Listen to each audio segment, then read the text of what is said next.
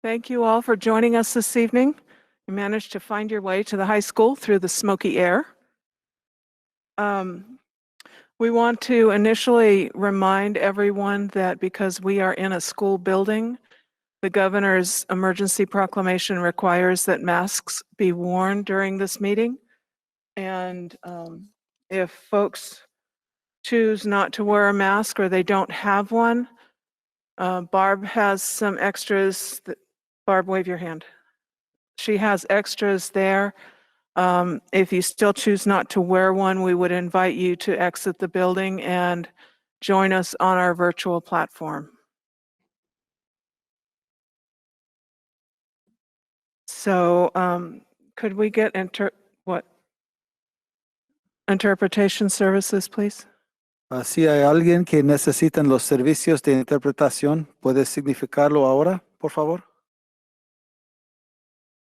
Ok, si no, estamos ofreciendo los servicios por medio de Andromedia Interpreting Services y gracias a ellos por darnos este servicio y pueden usarlo ahí por la computadora o si necesitan los servicios aquí pueden hablar con Barb Anderson. Barb, por favor. Ahí está. Gracias. Thank you. I believe that we have a student joining us this evening. Is that you back there? She's going to lead us in the Pledge of Allegiance. Could you please introduce yourself and tell us where you go to school? I'll go ahead.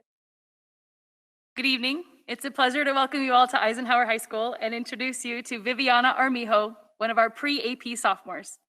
Viviana is a three-sport athlete participating in softball, bowling, and tennis. Her interests include Japanese, anime, and computer gaming. After graduation in 2024, Viviana plans on attending the University of Washington to study psychology. Please join me in welcoming Viviana Armijo to lead us in the Pledge of Allegiance.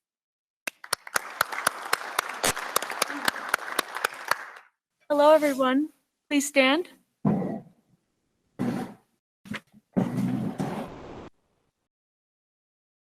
Ready? Begin. I pledge allegiance to the flag of the United States of America and to the republic of which it stands, one nation, under God, indivisible, with liberty and justice for all. I didn't even realize those were there.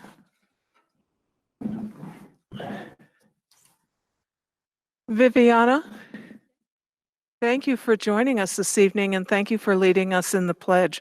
It's always fun to have a student join us and lead us that way. So would you care to share anything else with the board that wasn't in as a part of your introduction?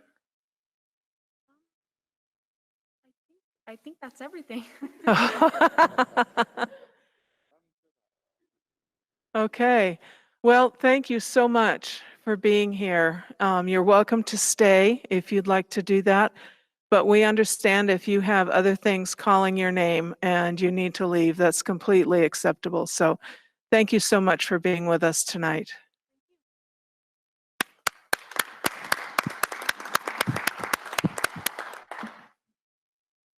Okay, next on our agenda, we have a reading of the Yakima Land Acknowledgement. Director Villanueva. Today, the schools of the Yakima School District rest on the ancestral lands of the 14 confederated tribes and bands of the Yakima Nation. The people of Yakima Nation inhabited more than 12 million acres across Adams, Benton, Chelan, Douglas, Franklin, Grant, Kittitas, Klickitat, and Yakima counties.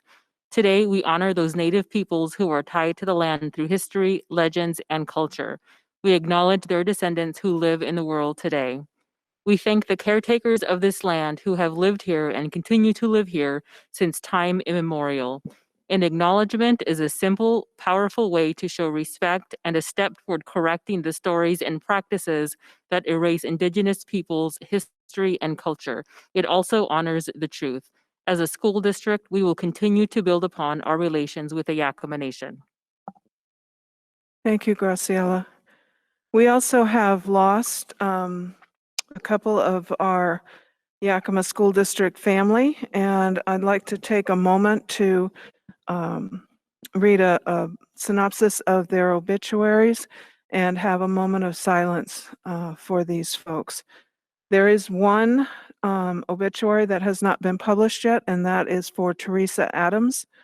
Teresa was a current paraeducator at Franklin Middle School and has worked there since 2016.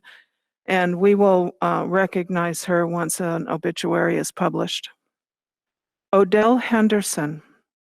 Odell Henderson was born in Shreveport, Louisiana, and was the third of 4 siblings. After graduating from Booker T. Washington High School in 1953, Odell attended Southern Western Christian College in Terrell, Texas, where she earned her associate's degree. Given the racial climate and lack of opportunity for African Americans at that time, her educational accomplishment was noteworthy and remained a source of pride for her throughout her life. Odell moved to Washington State in the 1960s, where she raised her family. After 29 years of service to the Yakima School District, from 1972 to 2001, she retired. She truly loved working and caring for children, always offering them care and support, even after retirement. Odell always believed in and loved God throughout her life. Her beautiful spirit will be dearly missed by all who had the privilege of having her in their lives. Odell Henderson and her family are in our thoughts at this time. Sergeant Joe Decio. Sergeant Joe Decio unexpectedly ended his watch on August 3, 2021. He was hired by the Yakima Police Department in 2005. He served as SWAT sniper team leader for 7 years, field training officer, and was promoted to sergeant in July 2017. He was a patrol sergeant, patrol administrative sergeant, and detective sergeant. Sergeant Decio served as a school resource officer, sergeant, for several years. He was born on September 22, 1982 in Yakima, Washington, to Theodore and Elena Decio. He graduated from East Valley High School and later enlisted in the Army National Guard. He went on to attend Central Washington University until his deployment to Iraq as a 19 Delta Cavalry Scout. He received his Bachelor of Arts degree from Columbia Southern University. He was honorably discharged as a Corporal E4. He returned home and married the love of his life, Amber. They have 2 sons, Tyson and Trent, which were his absolute pride and joy. This was quite a shock to the community when we learned of Sergeant Decio's passing, and his family and his friends are in our thoughts this evening. If you would just please join me for a moment of silence to honor these folks.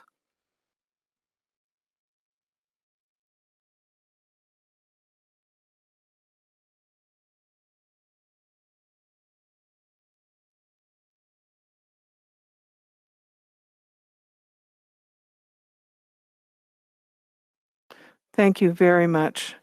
Our deepest condolences go to all the families. Next on our agenda, we have reports from members of the board. Are there any board members who wish to report out tonight? Okay. Dr. Green, do you have a superintendent's update for us? Thank you. Yes, I do. And before I pass the microphone over to some of my colleagues, I would call the attention to the board of our character word of the month.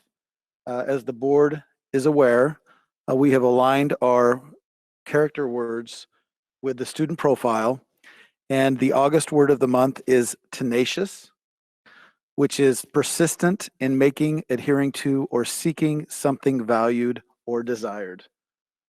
So we're excited about our opportunity to implement this word in every presentation. Yes, correct? Dr. Darling? Dr. Rodriguez? So we'll be tenacious about sharing that today. As I move to the So we'll see. So if you're out there, pay attention to us using tenacious. For our first presentation during the superintendent update, I've asked our assistant superintendent, Stacy Locke, to share some information about our reopening with us as the board and the community. Thank you, Stacy. Thank you, Dr. Green.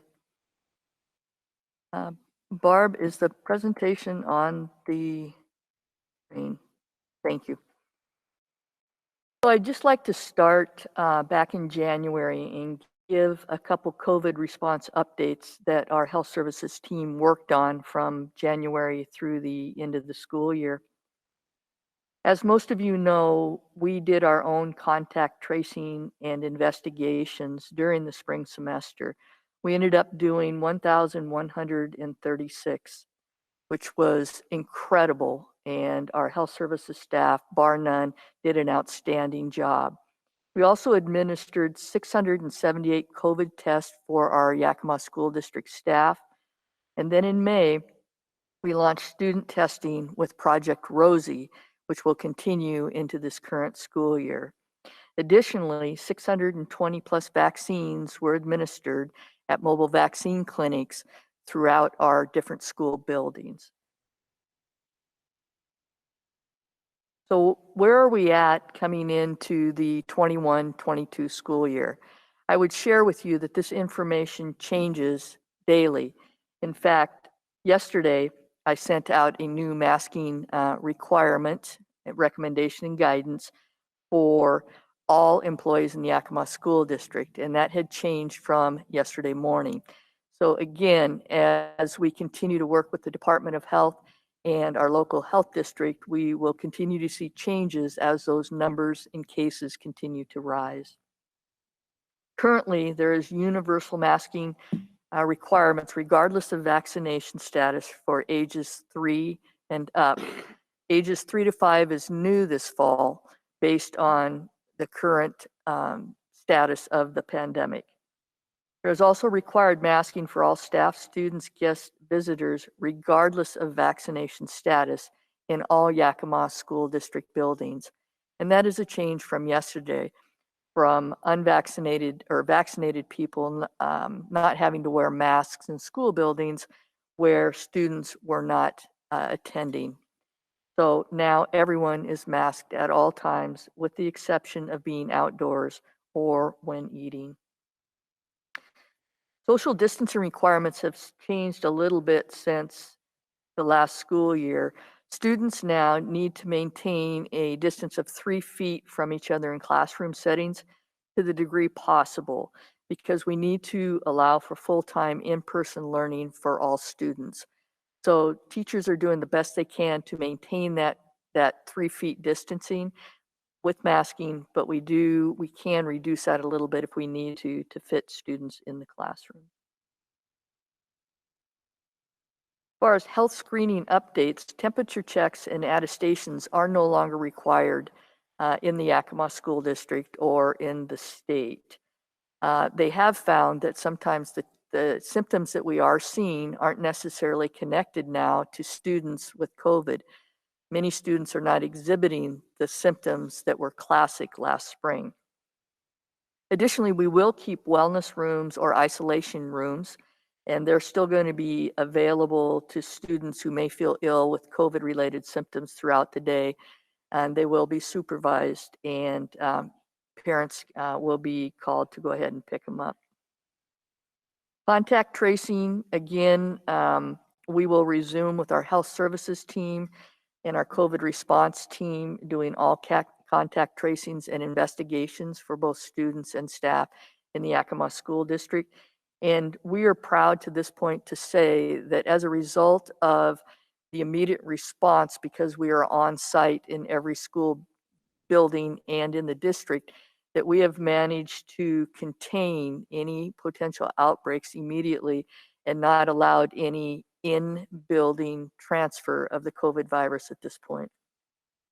Additionally, to stay attuned to what's happening and what's going on, we continue to meet weekly with the Yakima Health District. We meet with the Department of Health, which just had a meeting today. so that we can continue to communicate and coordinate the needs of the Yakima School District families and community.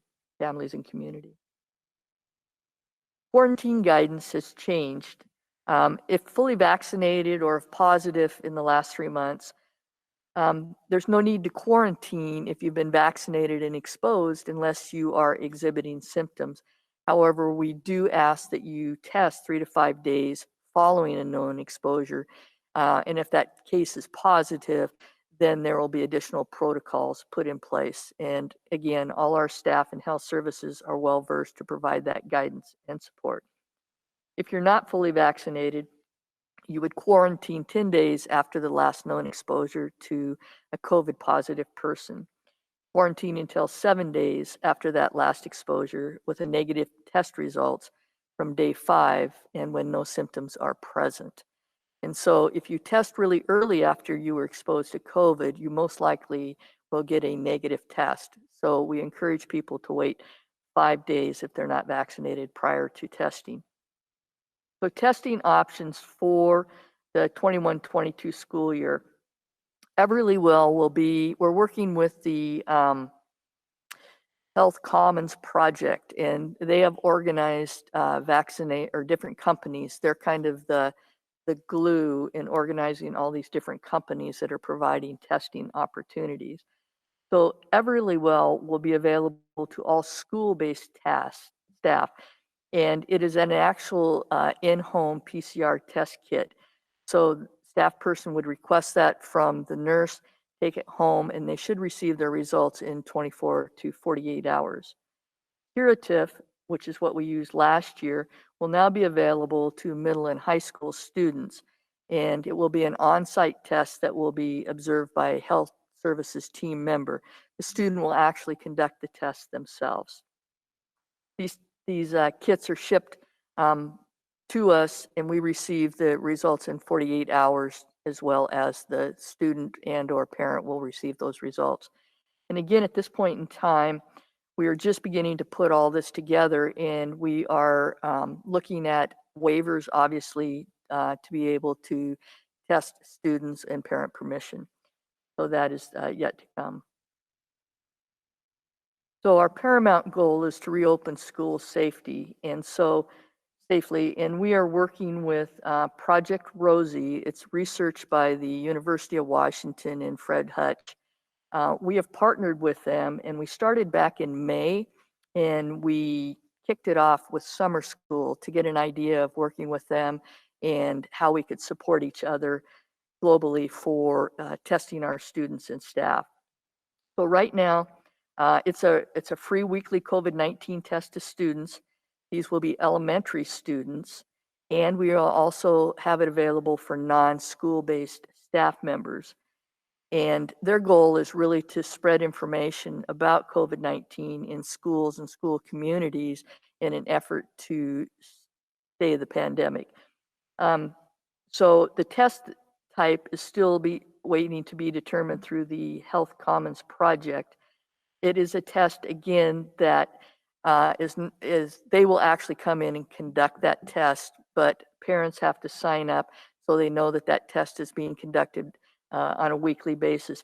Additionally, if there is a student is positively COVID, they will send test kits to the families so that they can conduct those tests for every member of that family.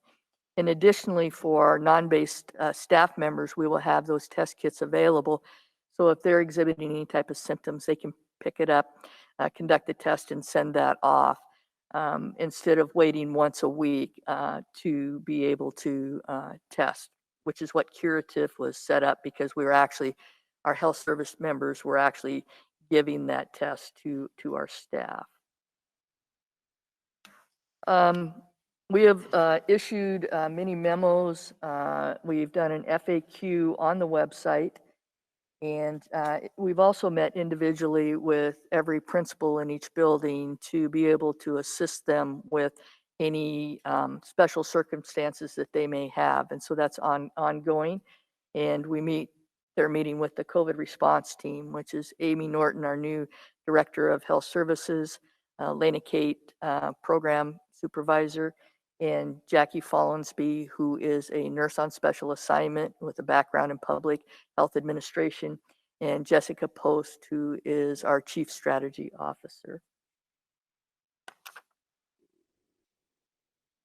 Additionally, we will be providing all staff and parents with a flow chart. It will be posted on the website here shortly.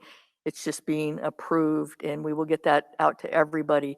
There's a flow chart for what happens both with students and then a different flow chart for staff. So we will be getting that out to everybody. As far as vaccination clinics, we have 9 vaccination clinics set up for the start of school. And one of those will be at the Welcome Back rally that will be at Davis High School this coming Thursday in the courtyard. And so we are going to have an opportunity for people to receive the COVID vaccine as well as a flu shot for all our employees and their families. And that information went out this evening. And so we encourage anybody that is interested in doing that to take advantage during that opportunity, the Health Benefits Fair and the Welcome Back Pep Rally. We're still working on testing for athletics and creating what that's going to look like at the middle level. As most of you are aware, we have middle school interscholastic sports this year. And so we're looking at how to provide testing support for athletics at the middle level. We do have a plan that we're preparing to roll out. And additionally, high schools, their testing is going to be different for athletes that are vaccinated versus non-vaccinated this year. And our athletic trainers will be working with our nursing staff and health services staff to conduct that testing.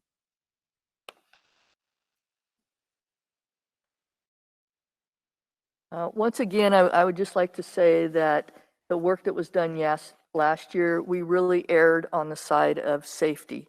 If there was ever a question, we were more safe than not. And as the numbers in this pandemic continue to escalate in our community, the hospitalizations and the deaths, when we met with the health district today, they're very concerned about the opening of school. And they're concerned, if you know what's happening in Florida, they're concerned that we may be on the verge of that. So we're very diligent and attention to detail to provide a safe and secure learning environment for all students. Thank you, Dr. Green.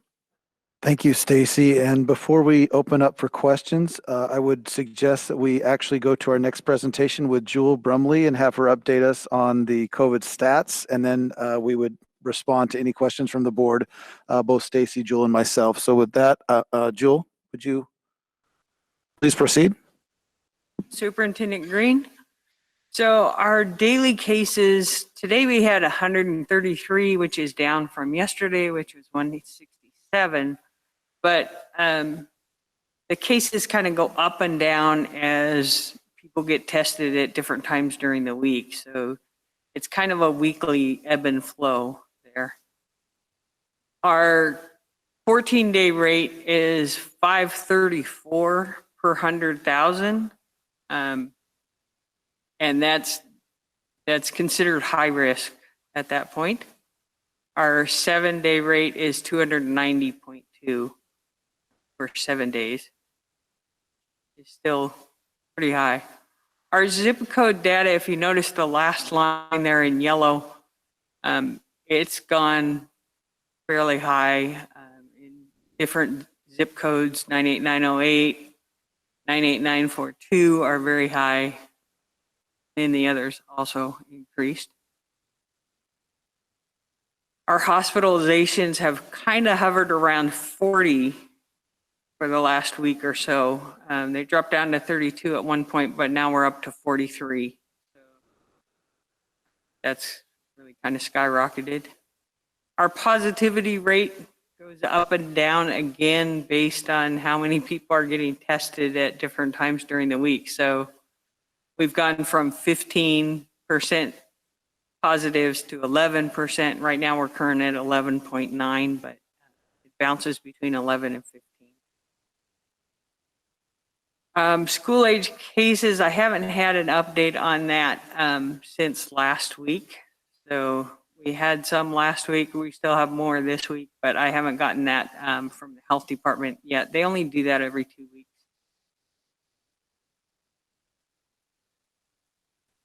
And that's again, from last week, our rate at 363 August 2nd, our rate now is 5.4, bound to go up. Our total vaccination rate, so the percentage initiating the vaccine has gone up about 0.1% every couple days. So it has made a little bit of difference, which is good.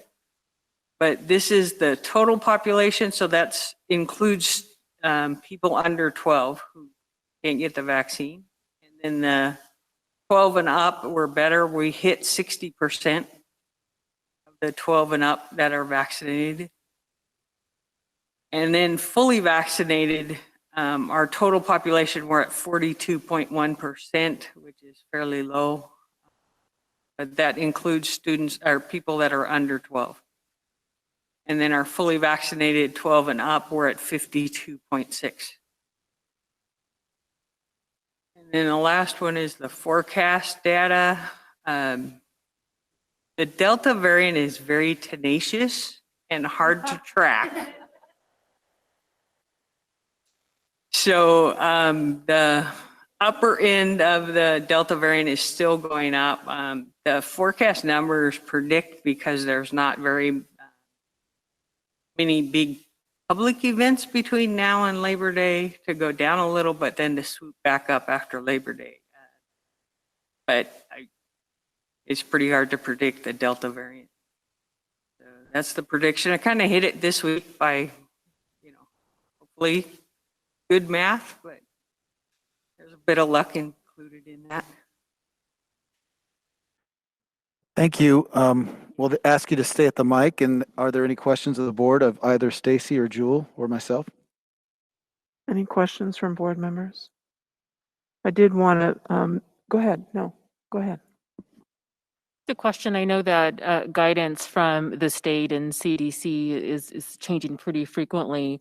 How, if parents were looking at wanting to make sure they have the most up-to-date standards, COVID safety standards, what would be the best way for parents to ensure that they have the most up-to-date information?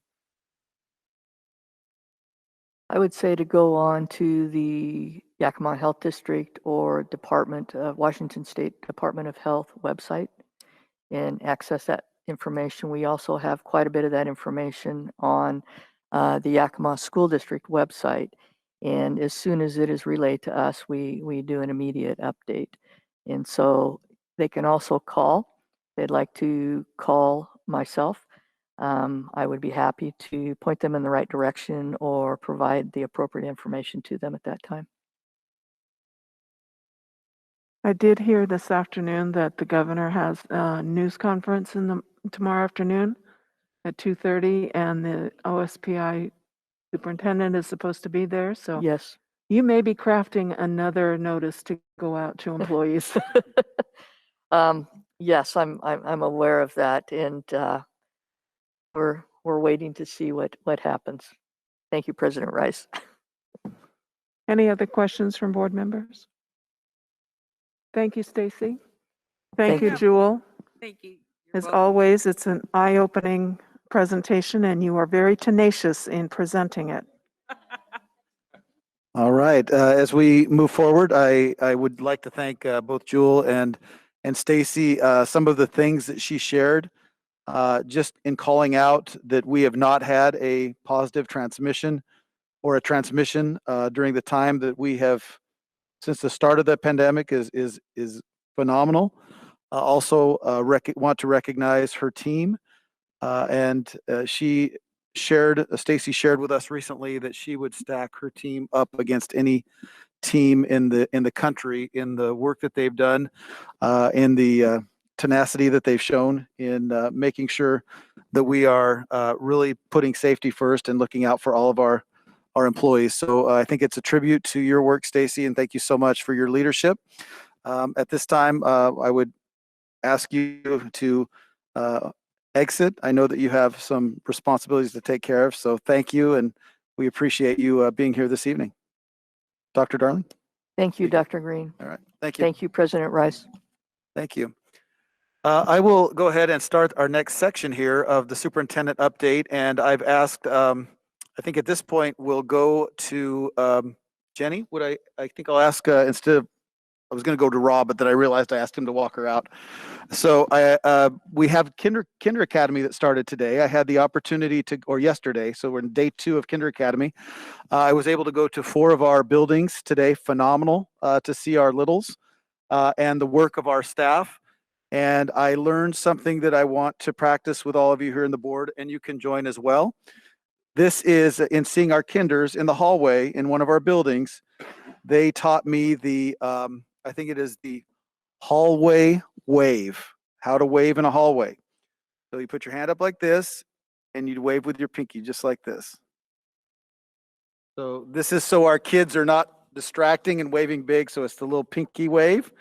And so I stood there as they were all lined up walking to class and gave each one of them a little pinky wave. So as we pass each other now at central office, we will be implementing the pinky wave. So with that, for a more maybe adult report, we're going to shift to our Assistant Superintendent of Teaching and Learning. Jenny Rodriguez, could you provide, please, an update of Kinder Academy? Thank you, Superintendent Green, members of the board. Thank you for allowing me to share a quick update with you this evening around Kindergarten Academy. I hope that you have the slides in front of you because there are some fun things to see. And just sharing with you some highlights, it is a 3-day jump start for our kindergarten students. So they really start ahead of all of our other students so they can get acclimated to the school building, meet their teacher, meet their principal, have some connection between their family and the school staff. And teachers and staff spend those 3 days really teaching school routines and ensuring that they can start to get to know students.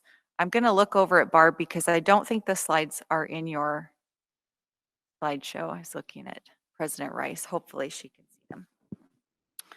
I wanted to share a few highlights from some of our principals. They all had really fun things to say. It's been a really very fun last couple days just having kids back in the building. Of course, that's what we all wait for in education is when the kids come back. Principal Nancy Smith from Roosevelt Elementary stated that students, parents, and teachers had a great first day of school yesterday. Principal Steve Brownlow at Garfield highlighted inclusion efforts, and they've been integrating their self-contained special education students with their non-disabled peers during Kindergarten Academy. So it's great to see inclusion happening on the very first day of school for our littles. And he also noted that many students learned how to open their own milk for the very first time. Some might say they were quite tenacious in that task. It was a very big day.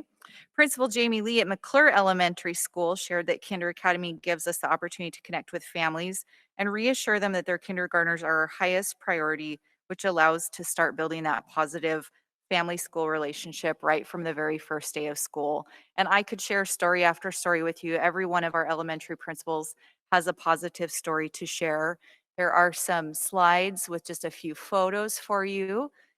We had students bring all kinds of treasured things from home to share with their teacher and their new classmates, and lots of fun things that happen on those first couple days. There is one more day, so if you have the opportunity as a board member, I encourage you to visit an elementary. We also wanted to share our attendance. As you know, 95% attendance is one of our district strategic improvement plan goals. And so I'm sharing with you our Kinder Academy attendance by building, really ranging from about 64% up to 86% across. We do have 902 students enrolled in kindergarten at this time. 669 of them have been at their school already, which is a attendance rate of 74%. So as a district, as staff, we will continue to show tenacity in reaching that 95% attendance goal. And with that, I just would like to say thank you to our kindergarten students and their families for coming out for Kindergarten Academy. It was wonderful to have so many of them at our campuses, and a big thank you to our early learning and all of our elementary principals and staff for making Kindergarten Academy possible. Happy to answer any questions. Any questions from board members? All of our kinders were invited, correct? Yes. Okay. It's exciting that there are so many that are interested in coming these Yes. 3 days. Yes.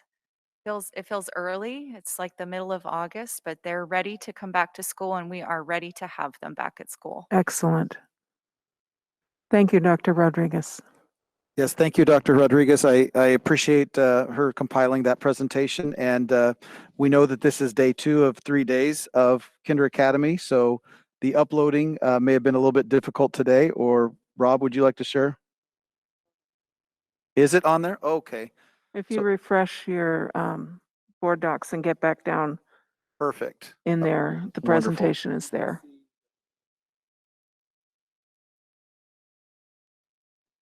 Would you? And we had a comfort chicken yesterday, didn't we? It was a very cute picture. Well, wonderful. So now we can access those. So please, if you do have a moment, take a look at our littles, and we're so grateful for our parents and our students, and of course, every staff member that made it possible. Being in a cafeteria today and seeing all of our littles and seeing the support across the board of our paraeducators and our teachers and our principals was inspiring and is inspiring. Were they there for all day? No, Half day? it was a half day. At this time, I'd like to share another short presentation. This will be led by Dr. Darling, and it has to do with our SOUL ALE.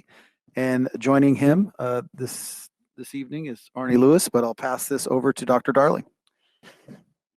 Thank you, Superintendent Green.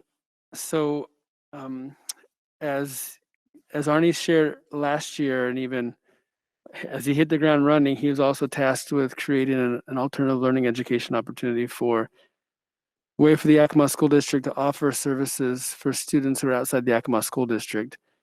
And so that is the SOUL personalized digital learning platform that we're using. So as you can see on the slide,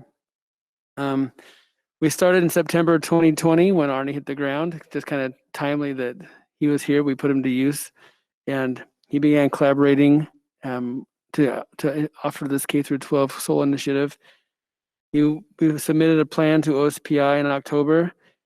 In November and December, it was approved by OSPI, and then in February of 2021, we started enrolling students, and it was pretty much just via word of mouth. We didn't do a big advertising campaign. We had information on the website for people to access it, but it wasn't a big push yet because we weren't really. There were other fires to put out, but the efforts were there, and so we enrolled students and started receiving our first revenue at the end of the school year. And then we, as Arnie shared last year, we recuperate about 30% of the FTE that enrolls through our school district. They will roll through us into Red Comet. And so we need somebody on our side to help with take the hand off the student to Red Comet. And that's just pretty much the efforts that we're involved in this process. Everything else is done independently through the Red Comet.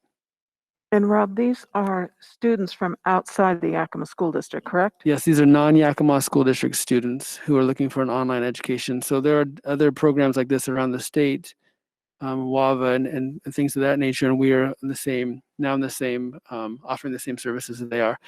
Some of the things that I think are key to highlight that we offer that no other program that I found offers is we do offer this completely in Spanish for our students if they choose to take any course or all courses fully in Spanish with a Spanish teacher. And so I think that's a dynamic opportunity that we provide our students that's not offered anywhere else that I know of. When we started partnering with Red Comet, we mentioned to them that the need across the state and across the country to offer dual language opportunities. And so they actually partnered with Puerto Rico when Puerto Rico offered their online curriculum. And that's kind of how we got to be the first to offer that program. So it was very tenacious of Red Comet. So if you look at our last slide, initially we had less than 10 that signed up for it. And those are pretty much seniors in other districts whose districts weren't moving quick enough and they wanted to get their graduation done and out of the way. And so this last year of full implementation, we had 75 students full or partially enroll in Red Comet. And then over this summer, even last spring, we started a lot more a marketing push, an online presence to market this opportunity around the state. And so we will. We don't have any hard numbers right now about how many we currently have enrolled, but I anticipate by September, early October, we'll have some pretty good idea of if we've exceeded. I anticipate that we have exceeded the 75. I'm just not sure how much yet. Any questions from board members? This is a new program for us, and we did hear about it last year, but it was way in its infancy at that Yeah. point. So thank you, Rob. I look forward to hearing more about the SOUL program and the services that we're able to provide to other students across the state. Yeah, and I wanted to thank Director Arnie Lewis for the efforts that he put forth in this. He even created every piece of this PowerPoint. I didn't do anything on it. So thank you, Arnie. And he was here tonight to cover in case you had any questions that I couldn't answer. So I got the easy part. Thank you, Rob. Wonderful. Thank you, Dr. Darling, and thank you, Director Arnie Lewis. Appreciate your work in making this a reality. As we come to the close of the superintendent's report or update, a few more items. One being that the current date has not been set for the regional legislative dinner. So I wanted to inform the board of that. So we will continue to monitor and send that invitation out as soon as we receive it. You mentioned President Rice. Governor Inslee does have a press conference, and Superintendent Reichdahl notified us today that at 2:30 tomorrow he will join Governor Inslee and Dr. Shaw, the Secretary for the Department of Health, for a press conference to discuss the efforts to reduce the spread of COVID-19 as our schools reopen for the 2021-22 school year. So yes, things are very fluid and are being monitored day to day and even hour to hour. We do have this Thursday an employee pep rally and benefits fair, which will take place at Davis High School in the outside area courtyard and in the Commons. This is an invitation to all of our staff members and families to come and partake of some wonderful barbecue, burgers and hot dogs, and also then access the benefits that are accessible to them. This will be held outside, and we're excited about the opportunity to offer this to all of our staff members and their families. Of course, you are invited to attend as a board. I do not know if we have a count, Barb, or if we need to clarify anything with regard to the attendance of the board. Right now, we have Reverend Davis and Ms. Villanueva who are both signed up to help. Wonderful. So right now we have Reverend Davis and Graciela who are assigned up to attend and to be a part of that event. Is anybody else interested? Or are we good with the two?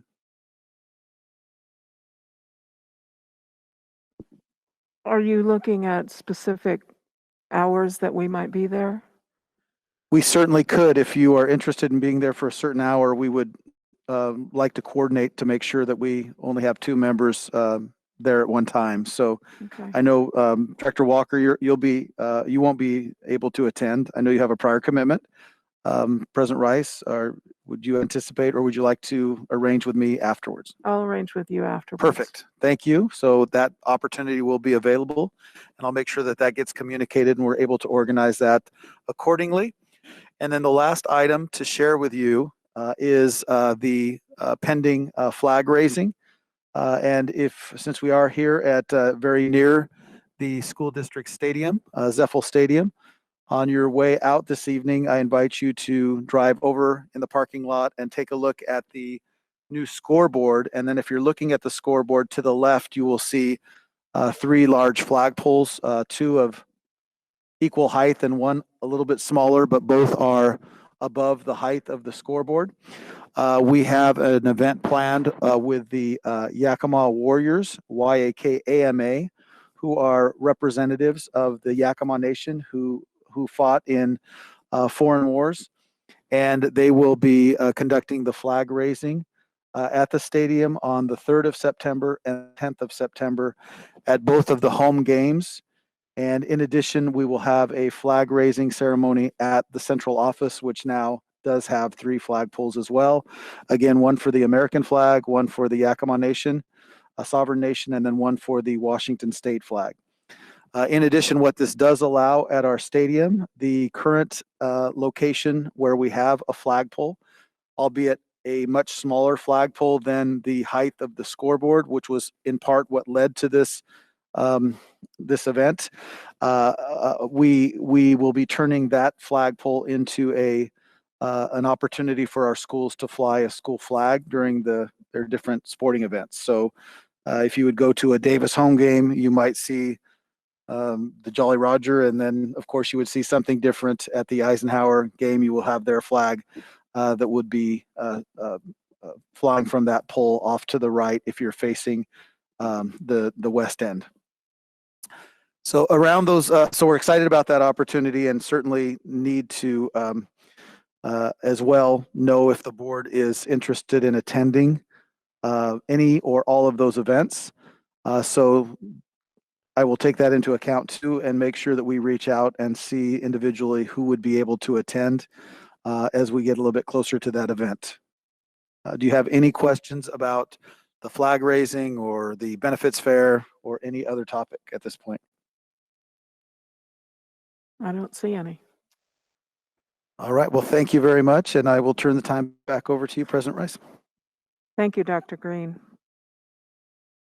The next item on our agenda is the monthly financial update. Do you want to lead this off or go straight to Becky? I'll go ahead and lead this off. Okay. Thank you, President Rice. We're very always excited to be as clear and transparent as we can with you, of course, as a board, but also our public. So at this point, we do have the general fund budget and financial status update, and I have asked Becky Neeson to share this with us. Becky? Thank you, Superintendent Green, and good evening, board. As Superintendent Green said, we tenaciously strive to bring you transparent financial information. This is the report ending July 31st. Just a couple of bullet items for you. We have received full approval on our ESSER 3 ARP grants. And in addition to that, to note for you is that our K-3 class size ended up at 19.81 compared to our budget of 20.11. Any questions on? So that qualifies us for the K-3 funding from the state, correct? So we just received just slightly over where we budgeted. Okay, thank you. Yes, you're welcome. In terms of the other slides, they're the usual slides. There's nothing to point out to you. No abnormalities, if you will. So do you have any questions on the normal slides, the regular slides? Any questions from board members? If not, we'll go right to the last slide, which is... Becky, I would just ask for a clarification. Sure. Could you provide us or just give us an update on enrollment? So there was no change from, so we stopped counting in June, and there was not a change from last month's report. But if you look at the enrollment, let's see here. It looks to me like we're at 15,503, which the last time that we presented to the board, my recollection is we were at a deficit of 2.7 million. Correct, right? and there has been no adjustments. Thank to you. that. Thank you. We'll know more though after school starts, right? Absolutely. Okay. Yes. Okay, so if you'll go to the the pandemic costs, again, last month was the final on that. There was just a couple of things that, hang on a second, that we have added now that were encumbered that went into the third bucket, the distance learning.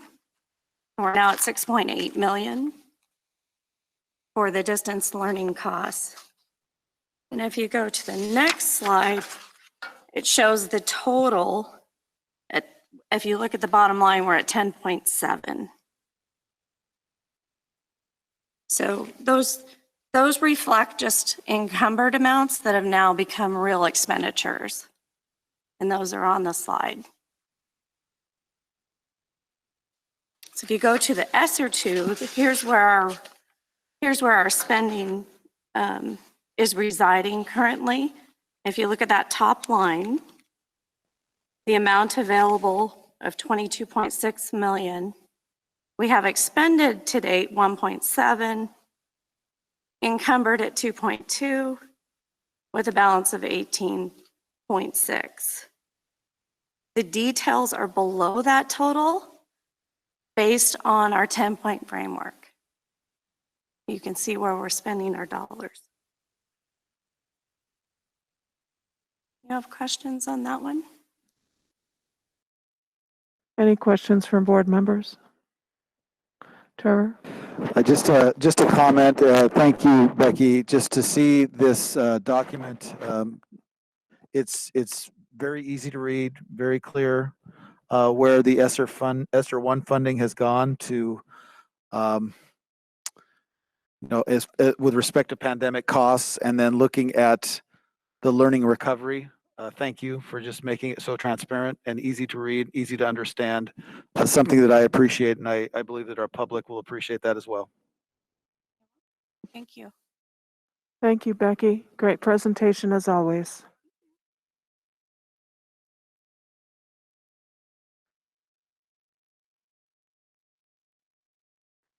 Next on our agenda is the first opportunity for comments from the public. Barb, have we had anyone sign in? We have not. Okay. If you are here and wish to make a comment, there is an opportunity at the end of the meeting. If you wish to sign in over on the podium music stand thing over there as you entered, that would be where you would sign in and then let us know the topic that you would like to speak to. And then you will have an opportunity at the end of the meeting. Thank you. Next on our agenda is the consent agenda. The consent agenda is an opportunity for the board to dispense of regular and routine items with one vote. These are items that appear before the board regularly or have been delegated by the board to the superintendent, but the board is still required to approve them according to state law.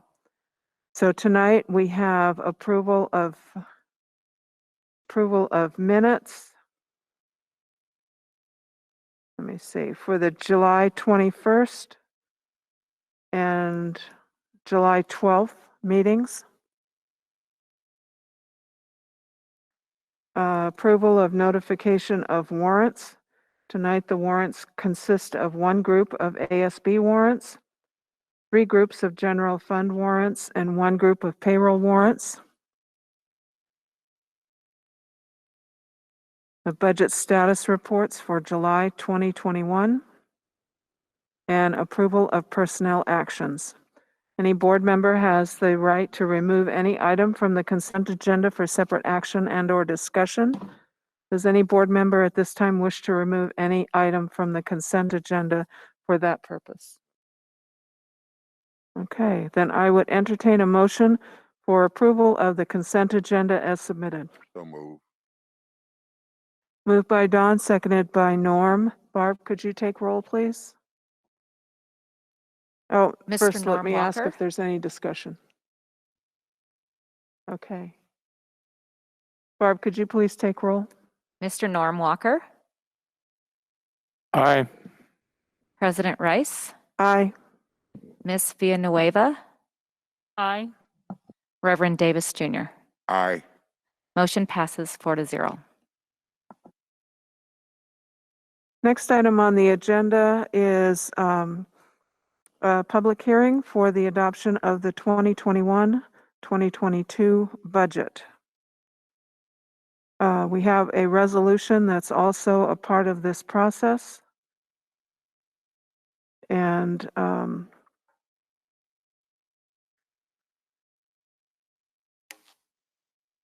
Bob, in the past, we have had the presentation of the budget and then opened up the public hearing.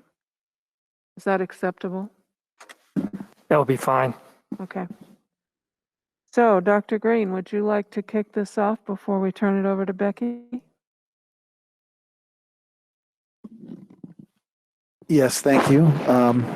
I once again appreciate the effort of Becky in making sure that we are always appraised of our spending, and we realize how hard it is to put together a budget, especially for a district of this size. So we thank you for those efforts. I would join you in sharing this presentation, but I'll kick it to you here to start off. Yes, thank you, Superintendent Green. President Rice, members of the board, last month we gave you this presentation. There has been no changes from the time we gave the presentation, with the exception of Transportation Vehicle Fund. So I'd like to present those changes to you tonight. We got word that our buses will not arrive before the end of the fiscal year.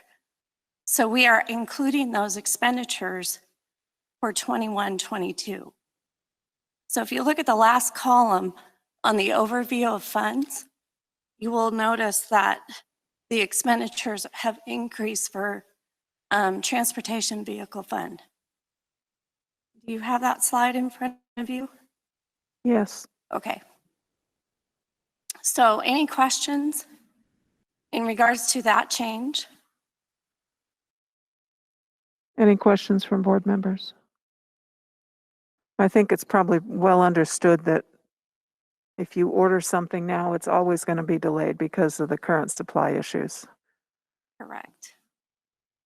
So this change then would flow through to the four-year forecast. So I take you to that slide, and I believe it's slide 8. In the last row there is Transportation Vehicle Fund, and you'll see the changes in 21-22. Have these numbers been pardon me, have these numbers been transferred over to the resolution language as well? Yes, Okay, thank you. thank you for asking that. Any additional questions? I don't think so. We've had an opportunity, we've had a month to review this. You did a pretty thorough presentation of it in July. And the board and the community has had a month to review this and to reflect and provide any comments or questions on it. And I think it's pretty straightforward for me, and I think for the rest of the board as well.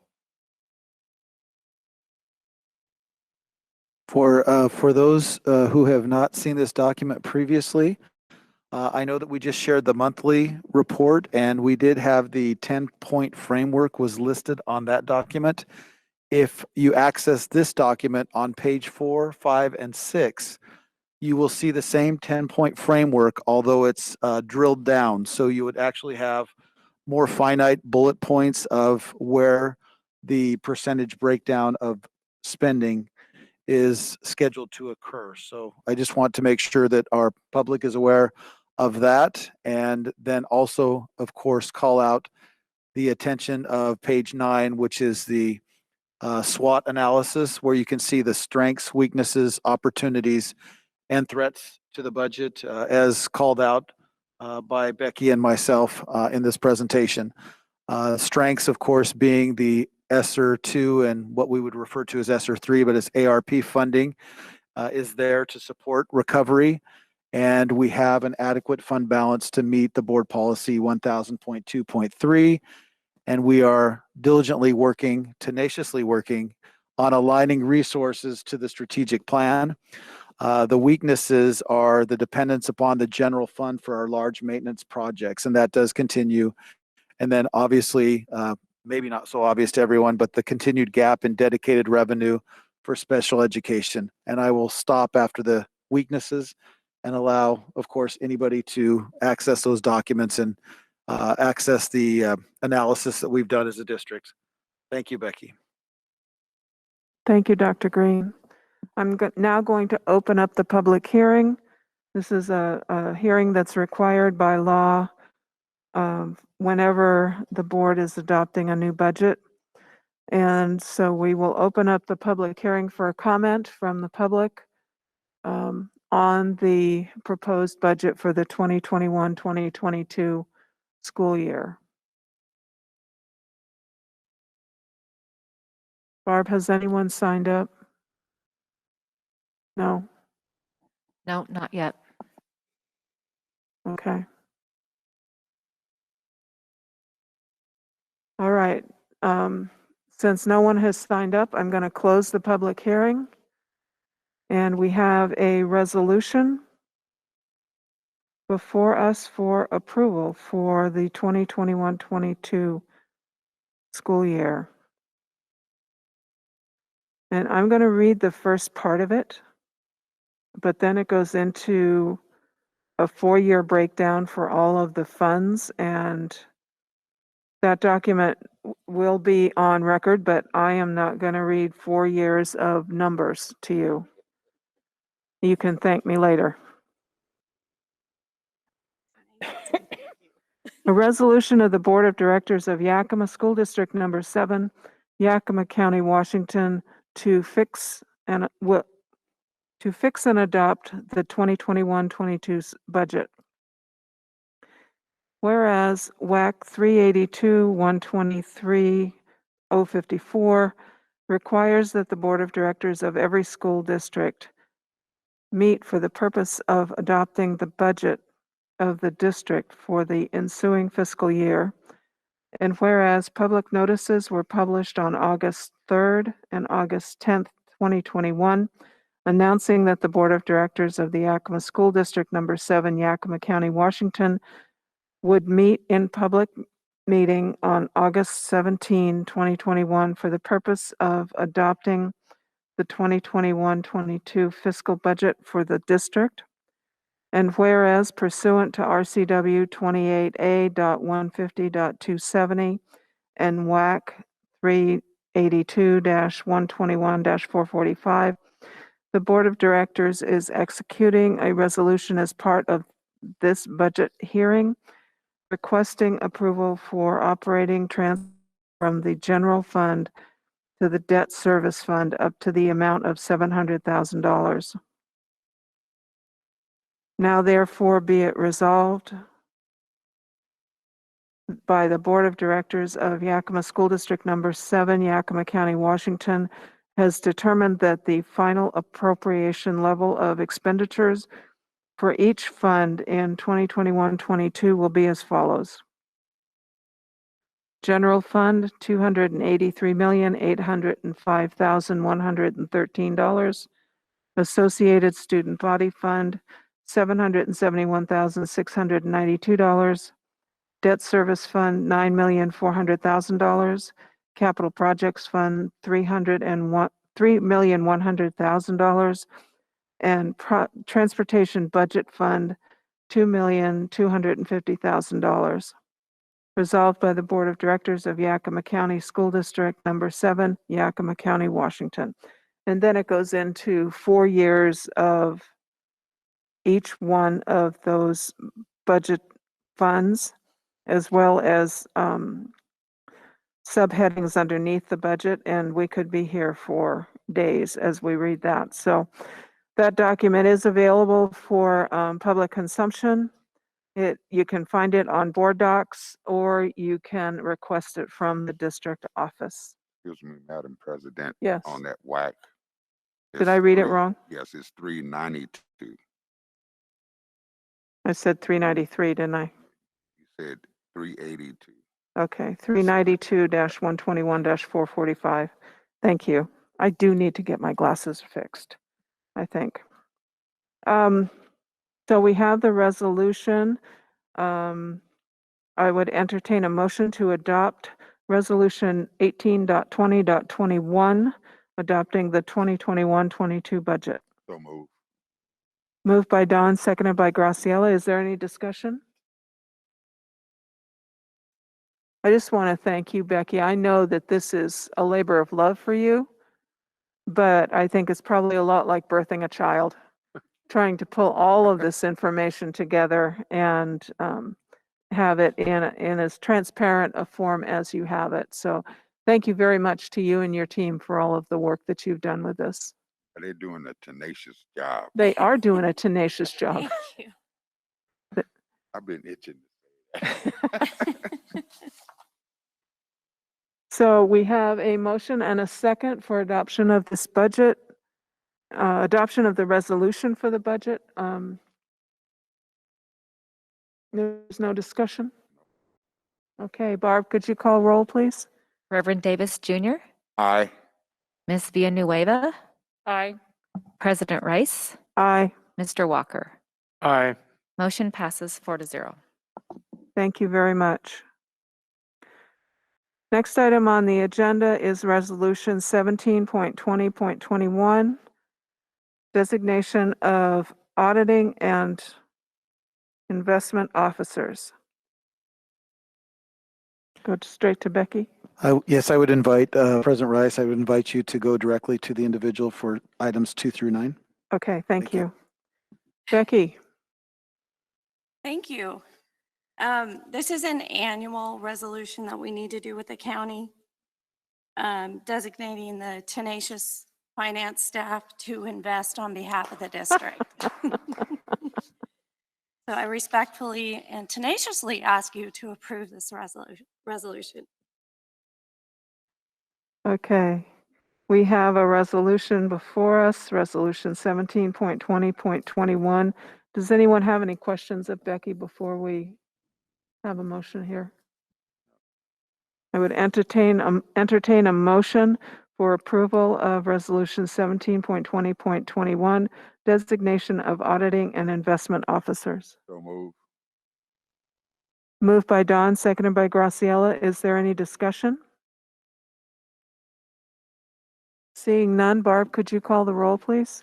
Reverend Davis Jr., Aye. Ms. Villanueva, Aye. President Rice, Aye. Mr. Walker. Aye. Motion passes 4-0. Thank you. Next item on the agenda is permission to renew the contract with Career Links for the 2021-22 school year for the amount of $480,000. Dr. Darling. Thank you, President Rice, and I hope to do this in a manner that is persistent in maintaining, adhering to, or seeking something valued or desired. Okay. All right, the Yakima School District has students in special education that require speech and language support and have these services documented on their IEPs. Special education has been unable to find qualified speech and language pathologists. In order to do so, we request that the Board of Directors grant permission to contract with Career Links for the 2021-2022 school year in the amount of $480,000 to provide speech language pathologists to support students with special needs. Are there any questions from board members? I would entertain a motion that the Board of Directors grant permission to contract with Career Links for the 2021-22 school year in the amount of $480,000 to provide speech language pathologists to support students with special needs. So move. Moved by Dawn, seconded by Graciela. Any discussion? I know that speech and language pathologists are very hard to come by. And I don't know that the programs are graduating as many as there is need for. So I appreciate that we have contractors that we can connect with to provide these services for our kids. Okay, no more discussion? Barb, could you call the roll, please? Reverend Davis Jr., Aye. Ms. Villanueva, Aye. President Rice, Aye. Mr. Walker. Aye. Motion passes 4-0. Thank you. Next, we have permission to renew the contract with Elmview for the 2020, this says 2020-21. It should read 21-22, right? On the document I have, it says 21-22. It says 21-22 on the document. On the document, not in the list. Okay. Yeah. I'll just read the document. We have before us a request for permission to renew a contract with Elmview for the 2021-22 school year in the amount of $260,000. Right, Yes. Rob? So again, this is dealing with a shortage of staffing, qualified staffing for our students with special needs. And so Elmview helps provide classified staffing support for our students on IEPs. So we request that the Board of Directors grant permission to contract with Elmview for the 2021-22 school year in the amount of $260,000 to provide classified staffing support to students with special needs.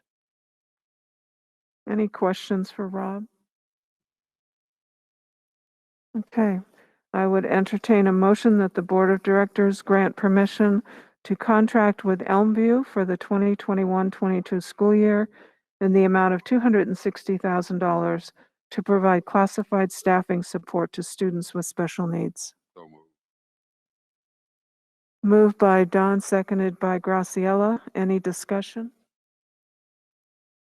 Barb, could you call the roll, please? Reverend Davis Jr., Aye. Ms. Villanueva, Aye. President Rice, Aye. Mr. Walker. Aye. Motion passes 4-0. Thank you. Next, we have permission to contract with the Soliant I believe it's Soliant. Health for the 2021 to 22 school year in the amount of $420,000. Dr. Darling. And this is another company who provides SLP services for the school district. So we request that the Board of Directors grant permission to contract with Soliant Health for the 2021-22 school year in the amount of $420,000 to provide speech language pathologists to support students with special needs.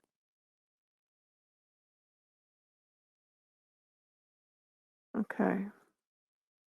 Are there any questions for Rob? Okay. We have before us a request that the board grant permission to contract, I keep getting the Elmview.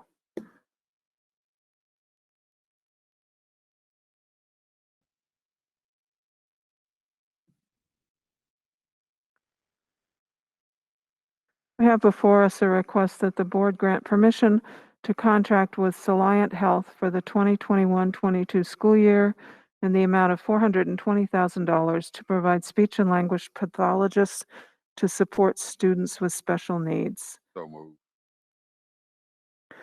Moved by Don, seconded by Graciela. Is there any discussion?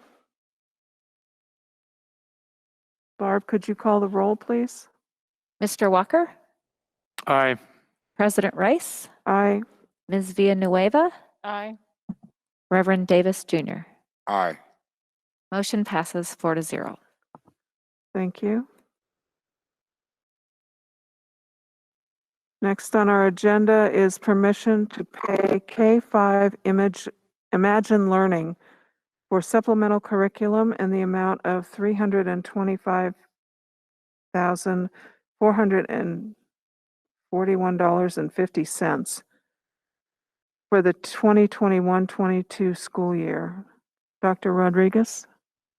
Thank you, President Rice. This is a renewal of curriculum that was previously adopted. It's just renewing the licenses and ongoing professional development. So we would ask that the Board of Directors grant permission to pay K-5 Imagine Learning for supplemental curriculum in the amount of $325,000, $441.50 for the 21-22 school year. Are there any questions for Dr. Rodriguez? Okay, we have before us a request that the Board of Directors grant permission to pay K-5 Imagine Learning for supplemental curriculum in the amount of $325,441.50 for the 2021-22 school year. It's been moved by Don and seconded by Graciela. Is there any discussion? And I suppose that 50 cents is important, right? Okay. All right, if there's no discussion, Barb, could you call the roll, please? Mr. Walker, Aye. President Rice, Aye. Ms. Villanueva, Aye. Reverend Davis Jr. Aye. Motion passes 4-0. Thank you. Next item on the agenda is permission to purchase grocery, cleaning, and paper products from U.S. Foods. Dr. Darling. Thank you. So, because the board of directors requires all purchases over $200,000 to be submitted for approval, we are making this request for action that the board grant permission to purchase grocery, cleaning, and paper products from U.S. Foods in the amount of $1,145,272. Okay, any questions for Dr. Darling? All right, I would entertain a motion for the board to grant permission to purchase grocery, cleaning, and paper products from U.S. Foods in the amount of $1,145,272 on as has been requested and submitted. So move. Moved by Don, seconded by Graciela. Any discussion? Barb, could you call the roll, please? Mr. Walker, Aye. President Rice, Aye. Ms. Villanueva, Aye. Reverend Davis Jr. Aye. Motion passes 4-0. Thank you. Next on our agenda is permission to purchase dairy products from Springbrook Farms Incorporated. Dr. Darling. So here's a funny side story. Director Walker asked me, do you know where Sunny Springs Farm is? And I Googled it. I used to actually pick up milk from there once a week to deliver for the Sequim School District back when I lived on the Olympic Peninsula. So this request is very near and dear to my heart. So we request that the board of directors grant permission to purchase dairy products from Springbrook Farms for the amount of $407,100. This is the second year of a 4-year contract with Springbrook Farms. Okay. Any questions of Dr. Darling? Okay, hearing none, I would entertain a motion that the board of directors grant permission to purchase dairy products from Springbrook Farms Incorporated in the amount of $407,100 as has been requested and submitted. Second. Moved by Don, seconded by Graciela. Any discussion? Seeing none, Barb, could you call the roll, please? Mr. Walker, Aye. President Rice, Aye. Ms. Villanueva, Aye. Reverend Davis Jr. Aye. Motion tenaciously passes 4-0. What did she say? He said motion to make. Tenaciously passes. God, we all got that word in, didn't we?